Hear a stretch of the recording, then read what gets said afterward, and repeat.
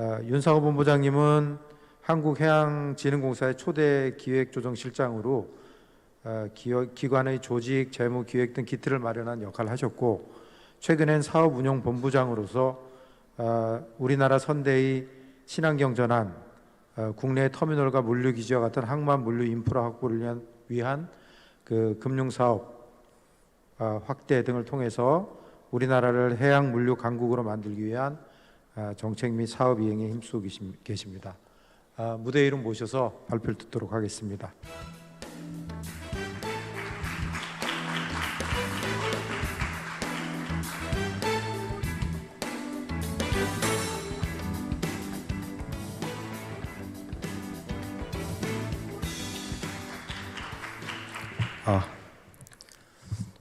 방금 소개받은 한국해양진흥공사 윤상호입니다. 앞선 외국에 계신 스피커 두 분 대비해서 소개를 길게 해주셔서 조금 개면적은 감이 없지 않아 있습니다. 제가 오늘 그 발표 주제를 잡을 때 비욘드 오션이라고 잡게 됐는데요. 원래 이 행사에 저희가 이제 해양금융, 그리고 주로 이제 과거에 해양금융의 대표적인 금융이라 할 수 있는 선박금융에 대한 내용으로 다루기를 이제 요청을 받았었습니다. 다만 선박금융에 대한 부분들도 중요한 부분이지만 해양이 소위 이야기하는 글로벌 서플라이 체인의 가장 긴 구간 또는 가장 중요한 구간이고, 지금은 연결이라는 게 기본적인 키워드가 되고 있는 세상인지라 조금 더 개념을 확장해서 선박금융, 그리고 해양금융, 그리고 지금 해운과 항만, 물류를 좀 아우르는 그런 서플라이 체인에 대한 환경 변화와 그리고 우리나라의 준비 상황에 대해서 조금 공유를 드리고 좀 의견을 나누고자 했습니다. 이제 발표를 시작해 보겠습니다. 오늘 목차는 지금 아직도 저희 한국해양진흥공사가 많이 알려지지는 못한 듯 싶습니다. 그래서 저희가 그 출범을 2018년에 한 이후에 현재까지 나름 역할을 하기 위해서 뛰고는 있습니다만, 전체적으로 저희의 역할에 대한 인지가 좀 부족하다고 판단을 해서 간략하게 저희 기관에 대한 소개를 좀 드리고요. 그 다음에 두 번째로는 최근 들어서 수년간 벌어지고 있는 글로벌 서플라이 체인에 있어서의 환경 변화에 대해서 조금 말씀을 나눠보고요. 그 다음에는 그에 대한 대한민국 정부 입장에서의 큰 틀에서의 주목할 만한 준비 상황들은 어떤 것인고, 거기에 이제 산하 수행 기관 중에 하나인 한국해양진흥공사는 그 분야에 대해서 어떤 준비들을 하고 있는지에 대해서 말씀드리도록 하겠습니다. 먼저 공사에 대한 그 소개를 드리겠습니다. 공사에 대한 소개를 조금 시간이 여유 있게 할애될 수 있다라고 이야기를 들었기 때문에 조금 다소 장황스러울 수 있는 소개를 좀 드려보겠습니다. 저희가 우선은 해운 산업 경쟁력 강화를 위한 기관으로 출범을 하게 됐는데요. 그래서 해운 산업에 대해서 간단하게 한번 어떤 우리나라에 있어서의 경과가 있었는지 한번 살펴보고 가는 게 좋을 것 같습니다. 해운 산업이라는 것이 잘 아시다시피 결국은 물류이고 결국 교육에 대한 수단으로서 해상운송 수단으로 쓰이는 것인데, 저희 나라는 이제 수출입 무역으로서 전체 국가 GDP의 상당 부분을 또 마련해 가는 국가입니다. 그래서 저희 전후부터 최근에까지 전체적으로 항상 계속되는 교육의 증대에 더불어서 선복이라든지 그에 대한 역할은 계속 성장을 해온 게 사실입니다. 다만 그 중간중간에 글로벌한 어떤 경제 위기나 상황들에 따라서 좀 어려웠던 사례가 있었던 것 같습니다.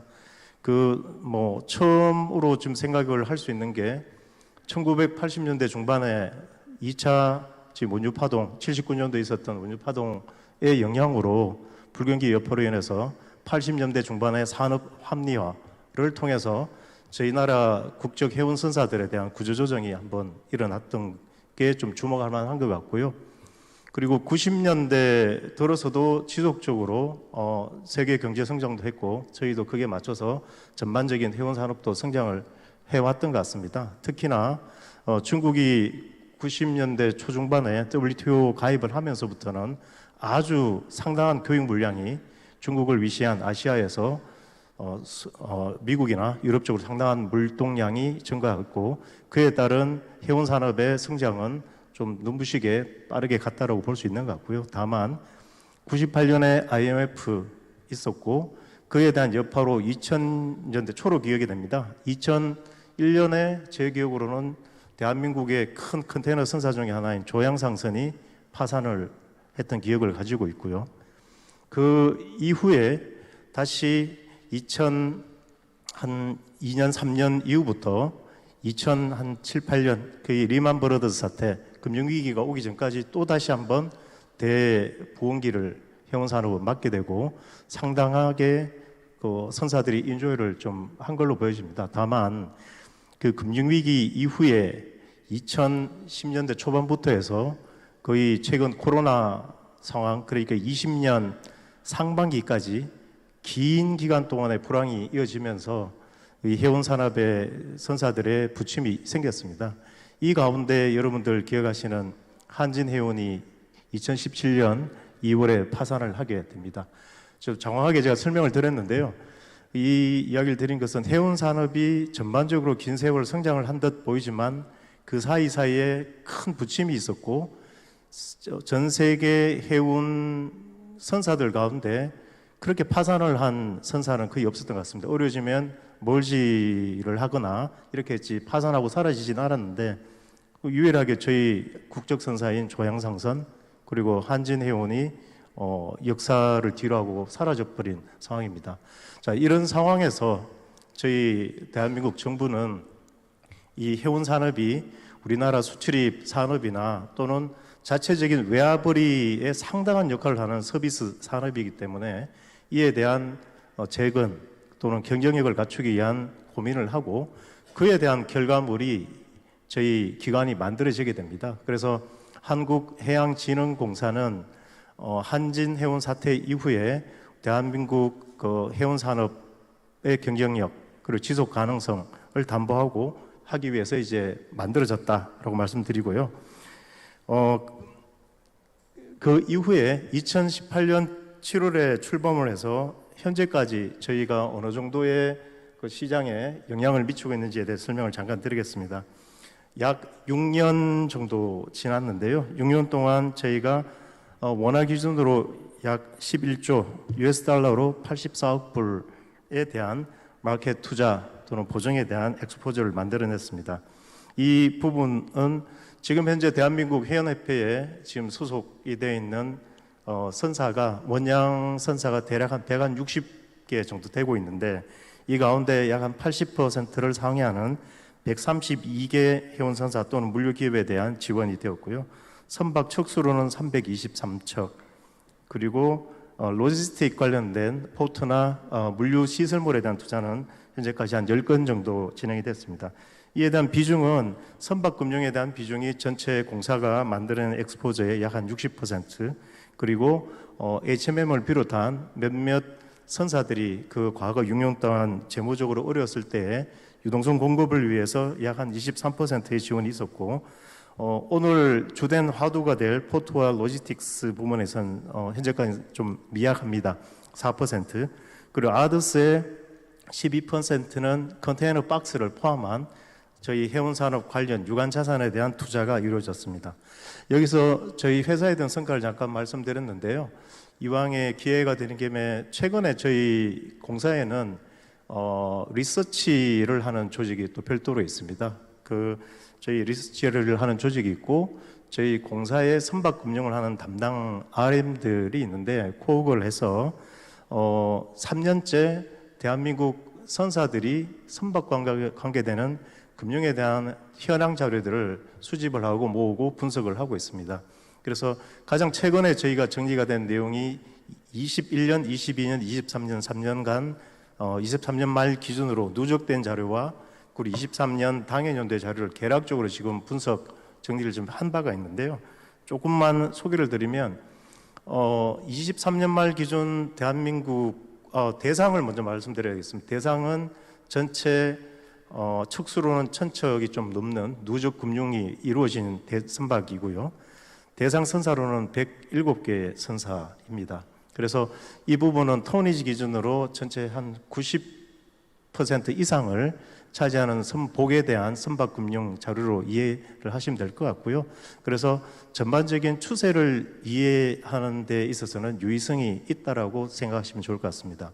이에 대한 분석 결과는 저희가 23년 말에 전체 선박금융 누적 잔액이 230억 불 수준이고요. 그 전년도인 22년 말 기준 누적 잔액이 260억 불입니다. 그래서 30억 불이 좀 줄어든 상황입니다. 그런 내용은 23년 한 해 동안 신규로 그 선박금융이 만들어진 부분들이 50억 불 정도 되고 상환이 이루어지고 익스파이어 되고 마무리된 부분들이 80억 불 정도 됩니다. 따라서 순 감소분이 약 한 30억 불 정도 생기는 걸로 저희가 분석이 되고 있고요. 여기에 대해서 저희가 기존에 알고 있던 외국계 금융기관들이 바젤 3의 도입이라든지 여러 가지 금융환경 변화로 인해서 이 선박 해운 금융에 대한 인트레스트가 떨어진다라는 그 생각들을 갖고 있었는데 저희가 작년도에 대한 분석, 23년도에 대한 분석을 했을 때는 조금 아웃스탠딩한 부분이 보입니다. 전체 50억 불 만들어진 금융 가운데 외국계 금융기관이 56%를 선순위를 중심으로 한 부분들이 있었고요. 그리고 저희 한국해양진흥공사와 산업은행, 수출입은행, 자산관리공사 등 우리 공적 금융기관들이 한 3분의 1 정도, 34% 정도를 저희가 기여를 한 걸로 보여집니다. 그래서 저희가 또 좀 더 구체적인 분석은 필요하겠습니다만 작년을 볼 때는 그래도 아무래도 해운시장이 코로나 이후에 전반적인 선사들의 자본 확충이라든지 여러 가지 재무적인 여건이 개선이 되면서 외국계 선박금융이 상당 부분 국적 선사들의 금융에 참여도가 좀 높아졌구나라는 부분, 그리고 여전히 국내의 금융기관 가운데서는 민간금융 대비 공적금융기관의 역할이 절대적이구나 하는 부분 정도는 확인이 됐습니다. 그거는 제가 참고로 말씀드렸습니다. 네, 그래서 지금 저희 회사에 대한 간단한 소개와 선박금융시장 저희가 파악한 부분을 잠깐 말씀드렸고요. 이어서 말씀드리고 싶은 것이 오늘 사실은 글로벌 공급망에 대한 이야기를 좀 하고 싶었습니다. 그래서 이와 관계해서 최근 한 2, 3년 동안 여러분들 다 인지하고 아시는 부분들일 텐데요. 몇 가지 사항들을 같이 공유 해보려고 합니다. 이 첫 번째가 그 관세 전쟁입니다. 지금 이게 미국과 중국이 또다시 신냉전 체제라는 이야기를 많이 하고 있고, 지금 이 부분 때문에 미국의 트럼프 그리고 바이든 정부 들어서서의 중국에 대한 스탠스, 그리고 중국의 시진핑 정부가 그에 대한 반격을 하는 스탠스가 계속 지금 이어지고 있는 모양새이고, 이에 따른 여러 조치들 가운데 현상이 하나가 블록화인 것 같습니다. 그래서 과거에 아시아, 특히 중국이 생산 기주로 해서 역할을 하고 미국과 유럽 중심의 소비라는 그 구도의 그 틀이 조금씩 변형이 되어가는 것 같습니다. 그래서 아시아에서도 생산 기지가 미국이 아닌 베트남, 인도, 인도네시아로 조금씩 흩어져가는 트렌드가 지금 보이는 것 같고요. 미국 쪽에 있어서도 자체적인 어떤 바이 아메리카 정책을 지금 펼치고 있기 때문에 보조금이라든지 여러 가지 혜택을 위해서 미국과 연계되어 있는 국가들에 대한 투자가 활발하게 이루어지고 있는 것 같습니다. 이에 대한 물류 입장에서의 관점은 상당히 좀 크게 올 수도 있을 것 같습니다. 결국은 그 선박의 항행 거리도 지금 달라지는 부분들, 그리고 포트와 같은 여러 가지 물량 처리에 대한 설비들에 대한 캐파시티 부분들도 차이가 있을 것이기 때문에 이런 부분들이 어느 정도 시간을 두고 점차 이제 맞춰져 가는 부분들이 있을 걸로 보여집니다.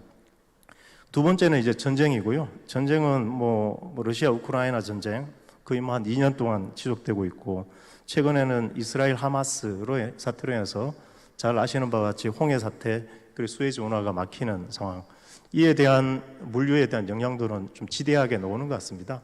통상 저희가 한 2, 3년 전부터 예측을 했던 부분들은 수요와 공급을 봤을 때에 공급에 대한 상당 부분 그 증가가 예상되기 때문에 작년, 금년 해서는 본격적으로 불황의 흐름이 시작될 것이다라고 봤는데, 지금 이런 전쟁 등의 여파, 그리고 아까 그 관세 전쟁에 따른 또 밀어내기 여파 등으로 인해서 컨테이너 시장 자체는 생각 외의 호황을 아직도 좀 누리고 있는 것 같습니다.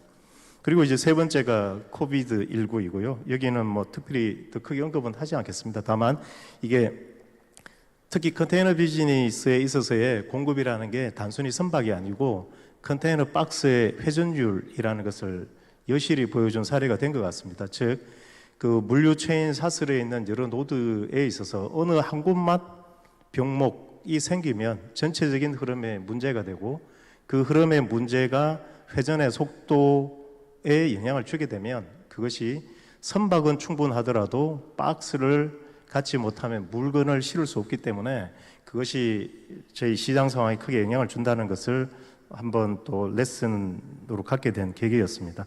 그런가 하면 이제 인플레이션, 여러 가지 뭐 전 세계적인 인플레이션에 대한 부분들이 각종 투자라든지 또 이런 부분들을 조금 더디게 만드는 상황을 조성하고 있는 것 같습니다. 예, 그래서 이러한 여러 가지 환경 변화에 대해서 여러 우리 스플라이 체인의 주체들은 각각 또 나름의 노력들을 하고 있는 게 보이는데요.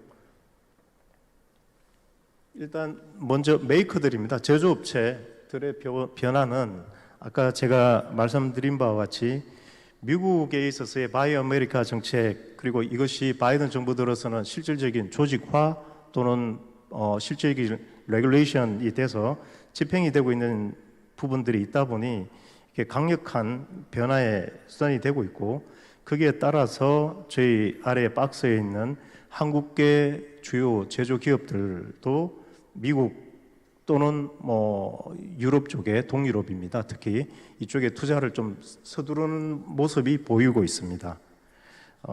그런가 하면 이제 중국도 중국 나름의 미국 내에서의 어떤 전기차라든지 이런 부분들의 보조금 혜택 못 받는 부분들로 인해 특히나 또 부동산 불황으로 인한 어려움이 있기 때문에 여러 가지 경제 진작을 위해서 노력들을 하고 있는 모습들이 보여지고 있습니다. 지금 간략하게 각 그 노드 주체별의 내용을 보면요, 쉬핑 섹터에 있어서는 선사들은 그러면 어떠냐? 선사들은 유럽계 주요 선사, 주로 저희가 이게 한 것은 스플라이 체인에 대한 이야기를 하기 때문에 스플라이 체인이 단순한 벌크를 좀 제외하고 다소 상대적으로 좀 복잡한 컨테이너 쉬핑을 중심으로 좀 말씀드리고 있습니다. 그래서 지금 유럽계 MSC, CME, CGM, 하팍, 멀스크 다 공통적인 내용들은 서비스에 대한 수준을 높이자로 저는 읽혀집니다. 그래서 2010년대부터 2020년까지 주로 대형 선박 발주에 따른 그 선대 원가 경쟁력 강화를 통한 어떤 서로의 전략 다툼이 주를 이루었고, 그게 희상이양이 한진이 되었다 이렇게 볼 수 있는데요. 지금은 그 베이스 위에 지금 친환경이라는 새로운 화두와 그리고 서비스 경쟁인 것 같습니다. 그래서 그 서비스 경쟁이라는 것은 종합 물류라는 것으로 가져갑니다. 그래서 서비스 공급자인 선사 입장에서 어떤 쉬핑에 대한 생각으로 다가가던 관점이 지금은 소비자의 관점으로 지금 바뀌어가고 있습니다. 소비자의 관점은 소비자 입장에서 포워드, 트러킹, 쉬핑, 세관 모든 이 수출입과 관계되는 그 프로세스에 대해서 원스톱으로 또 서비스를 받을 수 있는, 그러다 보니 대형 선사들은 포워드를 몰징을 한다라든지 트러크를 몰징을 한다라든지, 그리고 주로 잘 드러나지는 않습니다만 디지털 기술에 대한 새로운 노력들이 상당히 치열하게 이루어지고 있는 상황입니다. 예, 다음은 로지스틱 섹터인데요. 선사 이외에 이제 DHL이나 뭐 쉔커, 퀘나나길 등도 마찬가지입니다. 서비스를 높이기 위한 엄청난 노력들을 지금 진행을 하고 있다라고 말씀드리겠습니다. 자, 이러한 변화가 제가 지금 집중적으로 아까 앞선 세션에서 녹색 파이낸스에 대한 언급이 됐는데요. 이에 대한 환경 변화는 다들 인지하고 계실 텐데 이것과 더불어서 또 지금 말씀드린 스플라이 체인에 대한 변화에 대해서 대한민국 정부는 어떤 준비를 하고 있느냐에 대해서 크게 한 두 가지만 말씀드리겠습니다. 아마 제가 인지하지 못하는 전체적인 관점에서의 글로벌 스플라이 체인에 대한 노력은 훨씬 더 많은 내용이 있을 걸로 생각이 됩니다만 오늘 저는 이 자리에서 한 두 가지만 좀 소개를 드리려고 합니다. 하나는 저희 KOBC와 연결되어 있는 이야기, 또 다른 하나는 지금 수출입은행이 아마 저희 그 공급망 안정화 기금 운영하게 될 것 같은데요. 그것에 대한 이야기를 잠깐 짧게 나누도록 하겠습니다. 첫 번째입니다. 지금 저희 공사법을 개정을 했습니다. 금년도 1월에 공사법 개정이 되고 발효가 되었고 이 법 개정의 주된 내용은 공사가 출범 시에 저희가 쉬핑 선박 금융에 대한 내용뿐만 아니라 그 항만 물류에 대한 내용을 저희가 그 사업을 할 수 있도록 되어 있었는데 한계성이 있었습니다. 그 한계성은 그린필드가 아닌 브라운필드, 이미 조성이 되어 있는 시설에 대한 지분, 시설물 금융에 대한 투자 이렇게 되어 있던 부분들이 근본 법 개정을 통해서 그린필드, 항만 개발 단계에서부터 공사가 금융적인 재무적인 투자자로서 금융 지원이 가능하도록 한 부분, 그리고 해외에 대한 어떤 그 글로벌 이런 물류 자산들의 투자 부분들이 법적 근거가 조금 애매한 부분들이 있었습니다. 그 부분들을 이번에 명확하게 저희 한국해양진흥사가 금융 지원할 수 있도록 바꾼 부분들입니다. 예, 다음은 두 번째는 제가 아까 언급드린 그 공급망 안정화법입니다. 그래서 이 역시 금년 7월에 이제 법이 발효되게 됐는데요. 주된 내용은 그 우리나라가 필수적으로 필요로 하는 국가 경제 안보 품목이라는 개념을 도입합니다. 아마 요소수 사태도 벌어지고 여러 가지 저희 몇 가지 품목들에 대해서 국가적인 경제를 뒤흔들고 혼돈을 주는 사항들이 있었는데요. 그런 부분들을 안정적으로 운영하기 위한 법적 체계와 조직 체계, 그 다음에 재원을 갖추자는 내용인 거고요. 그 가운데 재원을 갖추는 부분들은 기금을 만들어서 운용하는데 기금의 사이즈는 5조에서 10조 정도고 기금 운용의 주체는 한국수출입은행에 별도 단을 만들어서 운영하게 됩니다. 근데 이제 이 부분도 저희가 이제 글로벌 물류 펀드나 또 인프라 펀드를 운영하는 저희와 여러 가지 딜 운용에 있어서는 상당한 코어가 이루어질 수 있는 영역이 될 것 같습니다. 그리고 한편 그간 저희가 KOBC가 이 선박금융이 아닌 항만 물류에 있어서의 금융 그리고 향후에 어떻게 갈 건지에 대해서 짧게 말씀드리도록 하겠습니다. 그 표에 currently라고 되어 있는 2023년까지, 그러니까 저희가 2018년부터 2023년까지 약 5천억 원 정도의 엑스포저를 이쪽 분야에서 하게 됐고요. 대상 자산은 10건입니다. 그런데 저희가 내부적으로 중장기 계획상으로 저희가 플랜은 2028년까지, 그러니까 향후 2024년 포함한 5개년 동안 3조 5천억, 연평균 한 7천억 정도의 시장 엑스포저를 가지고 하겠다는 내용인 거고요. 그 아래 보시면 분야는 지금 항만과 항만에 존재하는 터미널의 1조 원, 그리고 로지스틱 관계되는 부분, 국내외를 포함한 부분에 펀드를 포함하여 한 1조 5천억 정도, 그리고 M&A에 대해서 5천억 원, 그리고 그 각 항만에 있는 스마트화, 자동화 장비에 대한 투자를 5천억 원 정도로 생각을 하고 있습니다. 지금 최근에 저희가 주로 검토를 하거나 집행을 한 투자에 대한 내용들인데요.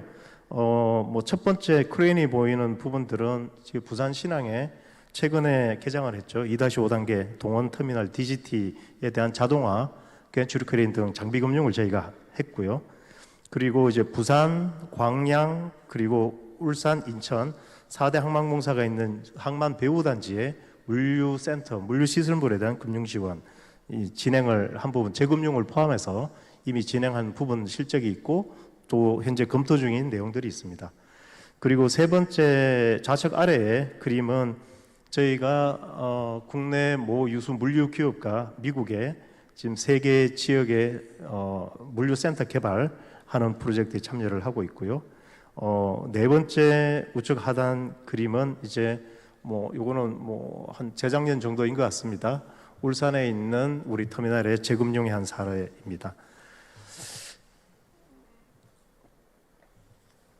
예, 그래서 지금 말씀드리고 싶은 것은 급변하는 글로벌 서플라이 체인의 상황에서 대한민국 정부가 단순 선박에 대한 부분만이 아닌 서플라이 체인 전반적인 것에 대한 비율을 갖고 대응이 필요한 부분, 거기에 대한 법 체계나 여러 가지 조직화가 조금씩 이루어지고 있다는 말씀 드렸는데요.